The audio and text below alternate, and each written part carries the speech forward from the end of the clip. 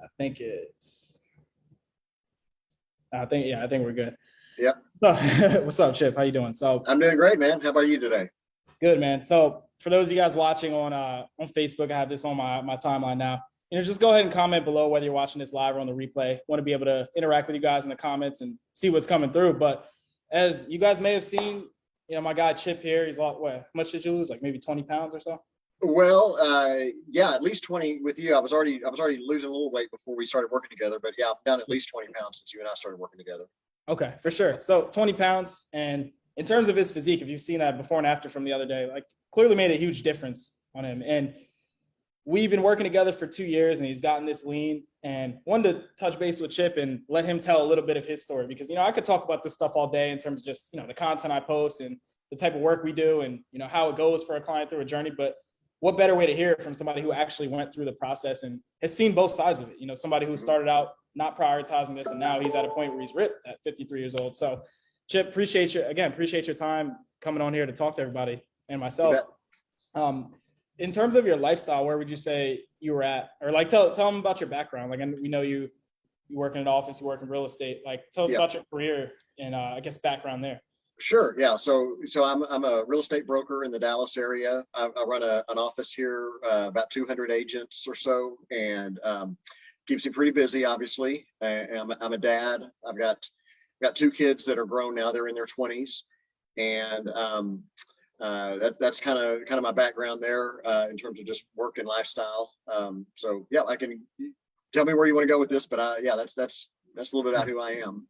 Yeah. Just figure, because sometimes people are like, they're worried about being too busy to commit to their health. Right. And just wonder if you could speak to that. Like, were you ever feel like this was something you were too busy for? Yeah. And as you mentioned, I'm 53 now, so I was 51 when we started working together, and through pretty much all my adult life, I guess probably in my early to mid 20s, I was still. I mean, I worked out, I ran a little bit, didn't really have a system or a program or anything. I just at that age, it was easy for me. And then, like a lot of people, the career starts going, or you start having kids, and life just seems to get busy, and there's just a lot going on.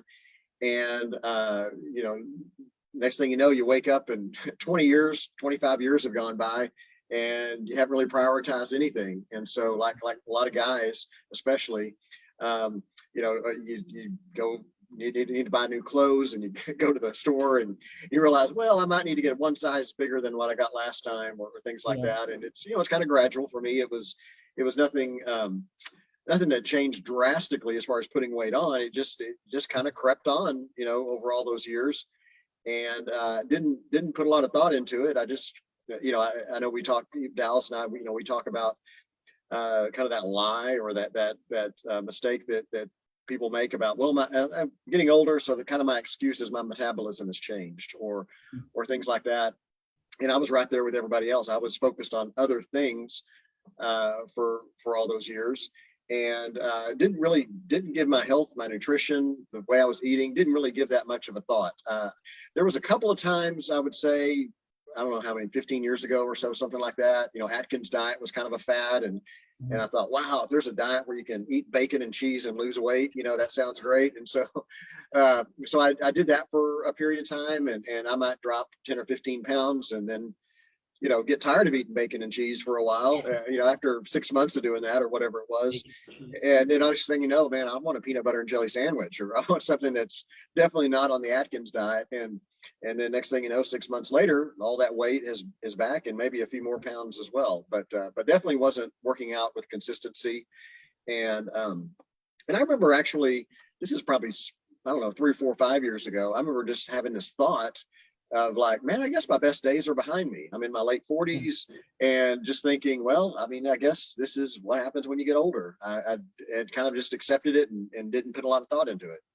Yeah, that couple things really stand out. Like, number one would be like almost the negative compound effect of like putting on pounds over year after year. It's like, it's like something, like I noticed you said it's something that happens gradual. Now, if it was like you put on 30 pounds all at once, maybe it's more noticeable, and you look in the mirror and say, hey, I need to do something about this. But for you, it sounded like year after year, it wasn't really that noticeable. It wasn't a big deal, 2 pounds there, 3 pounds there. And then all of a sudden you get to this point where you're like, okay, I need to do something. So that was the first thing that stood out. And then Secondly, would be, I guess, limiting beliefs around the process. So I want to touch on that real quick, because you mentioned, like most guys, once you pass like 30 or something, people all of a sudden think their metabolism slowed down. And here you were even saying things like, it's almost like defeating in a sense, where it's like, oh, maybe my best years are behind me. So it kind of you kind of self-sabotage the work you're able to put in terms of actually achieving that goal, because you don't even believe it's possible. So I just want to ask you before we got started, because I can point to at least one thing, but on your end, do you feel like there were any limiting beliefs you had around maybe the process as well as yourself before we got sure. started? Yeah. And again, because I wasn't really focused on it, and I didn't have somebody like you in my life really challenging me on that much. So it wasn't really something I gave much thought to, but I guess subconsciously that was the way my mind was. And then a couple of years ago, I had some stuff in my personal life that was very unexpected, and without getting into the details, it was something that really rocked my world. It was something I kind of got into a really bad space in my head. Something I'd never done before. I had never been depressed, never had to take antidepressants or anything like that. But just had something significant that happened, and I was probably, I don't know, maybe 4 or 5 months kind of in that mindset. After doing that for a little bit, not wanting to live that way, I realized I've got some things that have happened that I really didn't have control over. And I think subconsciously I started kind of having a victim mindset about something that I couldn't control that was affecting my life. And I kind of, I guess you'd say, hit rock bottom or bottomed out or whatever, and thought, I've got to get control of something in my life. My job was going good. I wasn't like anything like that in that world, but I was like, I got to get a hold of something here. And I got a friend who's also in real estate who I asked him to get together and have a cup of coffee, and just wanted to talk to him. And he's I guess he's about 10 years younger than me, so he's probably in his early 40s now. And I've always, we're friends on social media. He would post pics sometimes of working out and stuff, and just in real good shape. And I kind of thought, you know what, I got this thing going on in my life that I don't really have control over, and it's really causing me some issues and problems. But I probably could control kind of the way I take care of myself, my mind and my body, or at least my body at that time. I wasn't sure about the connection of how that would work together. But we got together, and he's the one who introduced me to you, Dallas. He said, well, hey, I've actually been working with this guy up in Jersey, and it's a virtual trainer, virtual fitness coach, basically.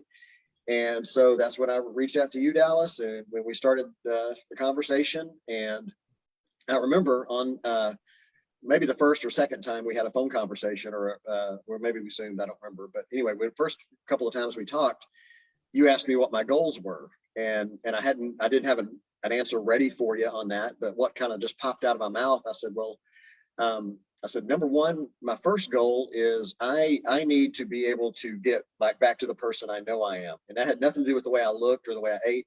I was out of control in certain areas of my life, and I needed something that I could control. And I thought, well, I can control how I eat. And if I change my daily routine of whether it's a workout or some type of physical activity, when I go to bed, what time I get up in the morning, what does my schedule look like?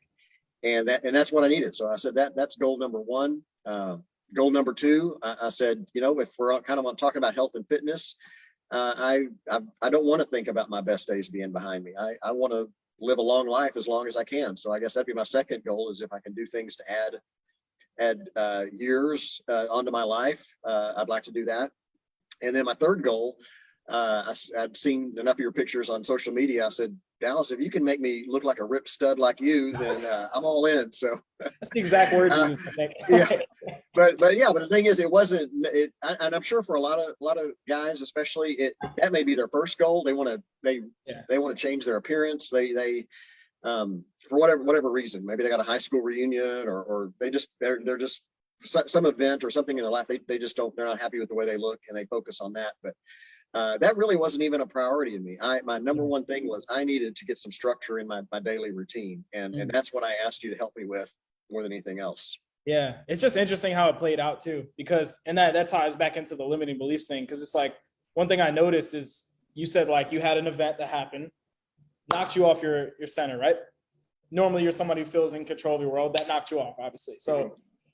that lack of control caused you to want to take control over something that you had full control over, which is your health, your fitness. Like, Yep. that's something nobody else can take from you. Nobody can get in the way of that but you. But at the same time, it's like, maybe that, you said it puts you in a victim mentality. Mhm. Maybe that kind of led to some limiting beliefs in terms of what you can actually achieve. Like, even when we like, because that then you start giving into the narrative of, oh, my metabolism slowed down. Yeah, I would do something about my health, but it's beyond my control because Mhm. your metabolism slows down after 30 or 40 or whatever the case is. Or, oh, Right. you know, maybe my best years are behind me. So it's like a cycle, but it sounds like you decided to just kind of break that cycle and buckle down and say, hey, I'm just going to take control over this area of my life, do what it takes, even if it's not just for the physical aspect. Like you said, that was like a tertiary goal of yours. Number one was taking control and the mental health Mhm. aspect of it. So it's cool to see that play out as a byproduct. But what I was thinking of in terms of like limiting beliefs, I don't know if you remember on the call, you were like, you were saying, hey, I want to look like you, or I want to get leaner, and, you know, I Mhm. want to be ripped or whatever. But it's almost like, I think you said it with the tone of like, it wouldn't be possible for you. Like, oh, like, because like you said, feeding into that narrative of my best years behind me, it's like, I mean, I'd love to look like that, but I'm selling myself short in terms of the goal. Like, I hear that one a lot. People really want to get ripped, or maybe some people don't, right? Not everybody wants a Mhm. six pack, but some people actually do want that. But they'll tell me on the phone, you know, I only want to lose 30 pounds instead of 50 because I can't get down to my high school weight. You know, I couldn't even do it back then. How would I do it now? Right. Like, Yep. can you relate to any of that, or what can you Yeah, say? well, I remember because we started talking about, like, you asked me how much I weighed at that time, and you asked me like if you had, Chip, if you had to pick a number, a goal for your weight, what would it be? And I gave you a number, Yeah. and you were very encouraging. You're like, hey, yeah, I don't see any problem with us doing that. In fact, I think we could even do more than that. And so you gave me a lower number as a goal for my weight. And I didn't believe that at all. I was like, man, I don't even remember. And again, that might have been my high school weight. I don't remember exactly, but I remember just Yeah. thinking, that's dude, you can set a high goal for me, so I'll hit the minimum goal, but I don't think that's going to happen. And Right. we got I don't know, roughly a year into it, and man, we were there. We hit that number and even went a little bit lower than that. So that was, I mean, that was when you start to see the changes on my body, and I became even more of a believer, even though, again, like I said, what the scale said or what I looked like in the mirror, that was not my primary thing. My primary reason for wanting to connect with you and have you, be my coach basically was, I needed to establish a daily routine for my Yeah. mental health that would get me more centered and back to the place I needed to be mentally.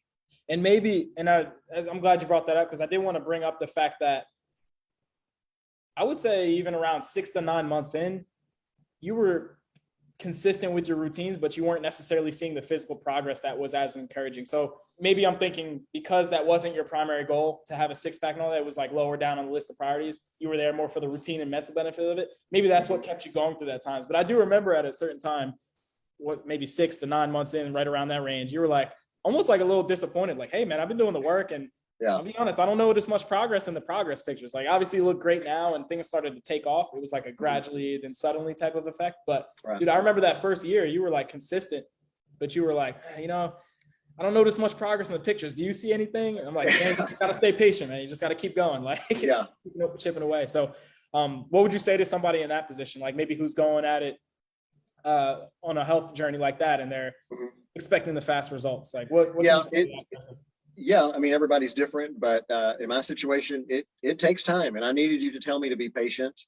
Yeah. Of course, also as I was not for, I mean, I guess probably maybe a couple of months in, I could see with the progress photos, I could see some change almost immediately in the first couple of months, because I Right. don't know, probably dropped 7 or 8 pounds fairly quickly, and Yeah. then, like you said, we went through maybe 6 months, maybe a little bit longer, where virtually nothing was changing, and while that was happening, you were lowering my daily calorie intake.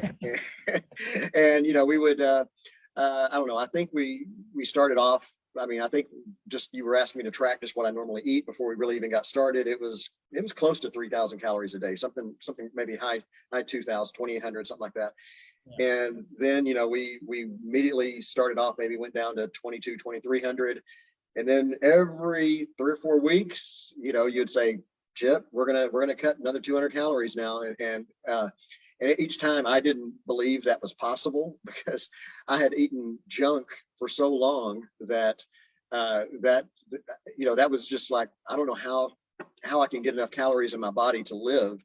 And then I know the lowest number we got to was 1,300 calories a day, and I think we stuck there for like maybe 4 months or so. It was, and if it wasn't that long, it felt like it was that long. It felt like a long time, and that was a point I did get frustrated because I'm like, okay, I've been doing this 1,300 calorie thing a day for months now. I'm doing the workouts, I'm doing the extra physical activity, and then I guess over time I wanted to see the evidence. I got the daily routine thing down with you pretty good. I hadn't been doing it for a real long time, but I was dialed into that. But then all of a sudden I'm like, well, man, if I'm going through all this, I do want to look in the mirror and see something different. Yeah, and so then, I remember that conversation. Yeah. Yeah, so that got frustrating for me, and then I don't know. Maybe it's about the time I just kind of accepted the fact that I'm gonna eat 1,300 calories a day, and I'm gonna work out and do the things that Dallas is telling me to do, and maybe this is as good as it's gonna get. And maybe about the time I kind of released that in my mind, I remember I would look in the mirror, I go, I think I'm seeing some improvement, and then I uploaded progress photos one day, and you were blowing me up, going, dude, what happened in the last month? And I'm like, I don't know. The same thing I've been doing for months now. Yeah. I was like, dude, like we're really starting to see it. Like we're seeing abs, man. Like that's crazy. So back to Chip, what Chip was saying. Yes, if you want to look like Chip, you might have to go as low as 1,300 calories if it's not working for you. But right. You're gonna look great, and eventually you will be able to eat more. Like at this point, Chip is eating like 2,500 calories, and he's like, he can't even gain weight if he wanted to. It's like that's the funny. It's not like he's putting all the weight back on. So I think that's that's the caveat to this. Like, yeah, you are gonna have to suffer a little bit at some point, but once you get there, it's not like it has to be that way forever. You'll be able to eat more food. Yeah. I mean, I'm at 2,300 a day right now, and what another thing that changed that I didn't realize was changing is my appetite had changed. The stuff that I used to kind of tolerate at first, just because you were asking me to do it, I got to where I didn't eat emotionally. I mean, there are times you have a dessert or have a drink or something that it's kind of the environment you're in and it's fun. But before all this, I mean, every single day I would, and I didn't realize it at the time, but I used food to kind of make me feel better, just because I was tired or just whatever. Medicate a little bit, right? Right. And you don't. I think most people don't realize they do that. I didn't. And then we get on the other side of it, and I'm looking at how I'm taking care of myself, and I'm like, I don't really even crave food the same way I do. So when you just said I couldn't put it on if I wanted to, I mean, if and kind of the biggest thing for me is like when I go to restaurants, because I mean, like a lot of people, I would clean my plate, and so many restaurants serve such huge portions, and now I'm at a place where I mean, I'm if I'm going to take the rest of it home or I'm just not going to eat it, I can't eat a full portion of what they serve now, and it almost makes me sick to think about eating all the food on the plate. Like, used to, I'd scarf that all down in 7 or 8 minutes, as fast as I could, and not think about it. Yeah, that's funny, man. Like it's almost like your stomach shrank, or like you just don't respond to a lot of food. So on a more positive note, what are some accomplishments you've been proud of just through the journey? Physical, not physical, mental, emotional wins. Like what? Well, the mental part was definitely number one. And like I was never a morning person either. I used to, for all my adult years, I was the guy who would set that alarm for as late as I possibly could. So when the alarm went off, I had just enough time to get up, get in the shower, get cleaned up, and get to work and be on time. And I didn't look at my morning I mean, it was just like, well, that's just what you got to do. I wanted to sleep as long as I could. And so we started talking about what my routine would look like. And we talked about like, would I do it at the end of the day? And I'm like, well, I'm usually exhausted by the end of the day. I don't know if I want to work out after I get off work. Yeah. Like, well, that leaves the mornings then. And, I was setting my alarm for times earlier than I ever had. At first, it might have taken a couple of weeks. It was painful. It wasn't comfortable, but I got to where I do it. And now, I mean, there's an occasional day here and there I'll sleep in late, but for the most part, I have to stick to my routine. And that means for me, the alarm goes off at 5 a.m. and I get up and get after it. So yeah, Clark said he's been pushing you to get in there earlier. Like he saw you. I was talking to him yesterday. He said he saw you in there earlier now. Like, yeah, right. Yeah. Clark's my it's son, falling and together. he got on the program after seeing my success. He started doing this 6, 7, 8 months ago. Mhm. And I'm very proud of him. He's 25 and he gets up earlier than I do. And he is so dialed in to this program. And so, and so as far as my routine, that was huge. And then, on the personal stuff, found the love of my life, got married just a few months ago. So that was obviously a game changer for me. So, Raise your personal standards. Everybody notices, right? Like, right. Well, yeah, yeah. Well, and if I had my bride Ashley, if I had met her 6 months earlier, I probably would, and not because of the way I looked, but just kind of either my confidence or just the way I yeah, carried myself. yeah, that's Uh, what I mean. Yeah, it would have looked different. We might not have ever connected, but we did, and we, like I said, got started dating and got married, and my life looks radically different now than it did 2 years ago. yeah, yeah. That's a huge one. Like I always say, like people want to attract quality people, but they don't always want. They just want to make demands, but they don't always want to do the work to become the type of person that attracts that person. So it's like, Right. yeah, I mean, it was pretty cool to see that happen in real time. I mean, just from my perspective. So.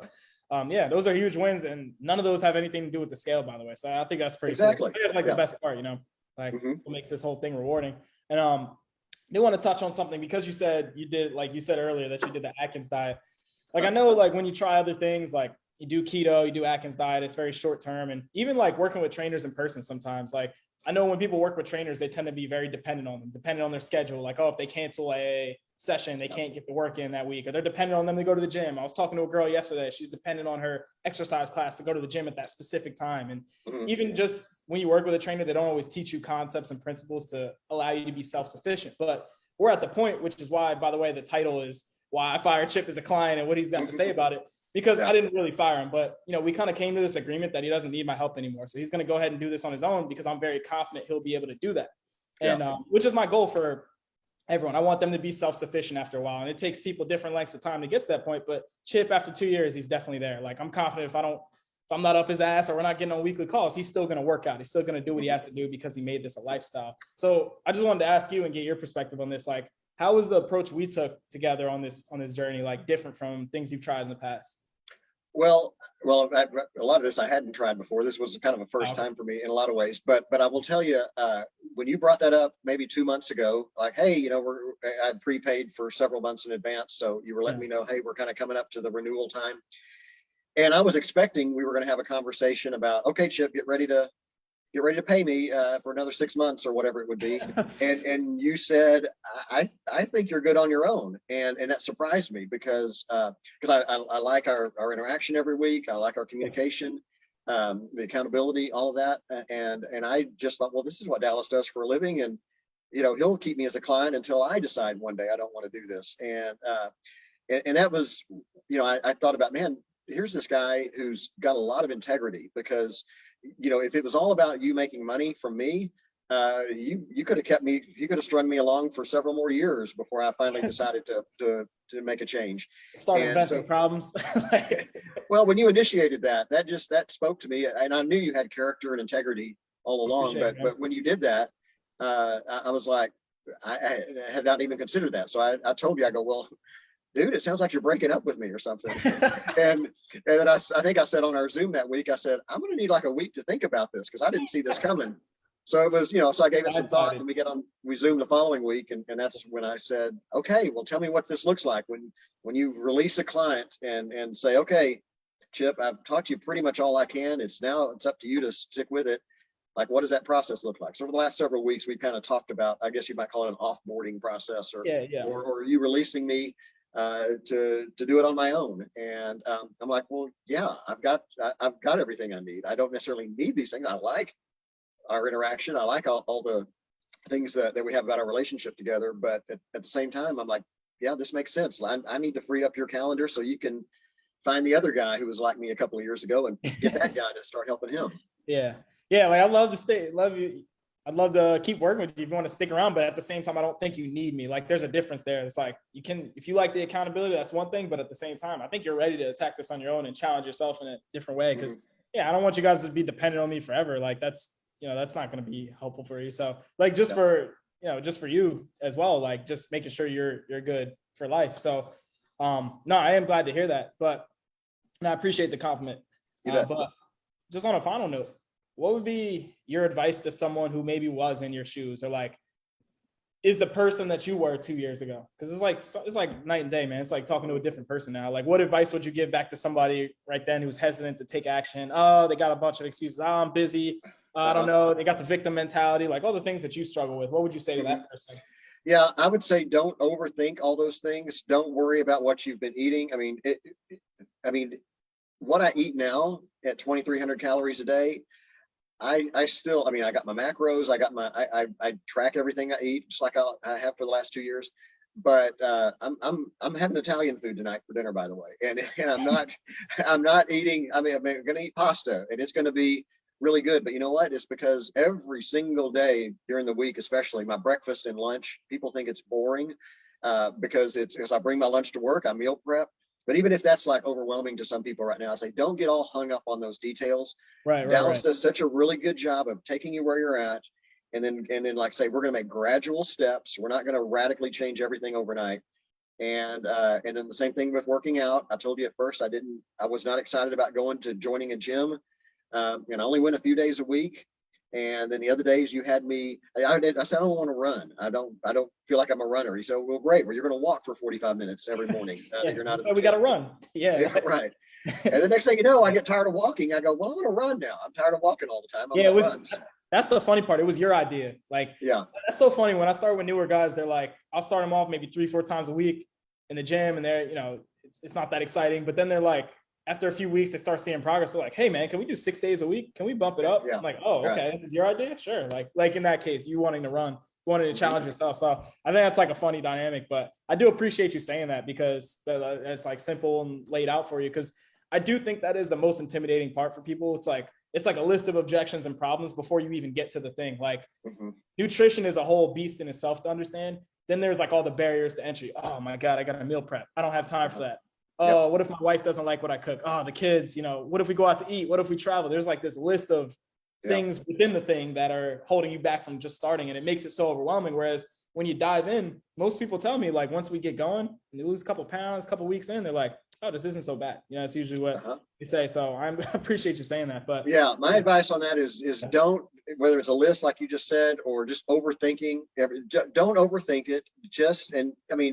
You can always fire Dallas if you want to at some point. It's not necessarily a lifetime commitment. So, but I would say just get started.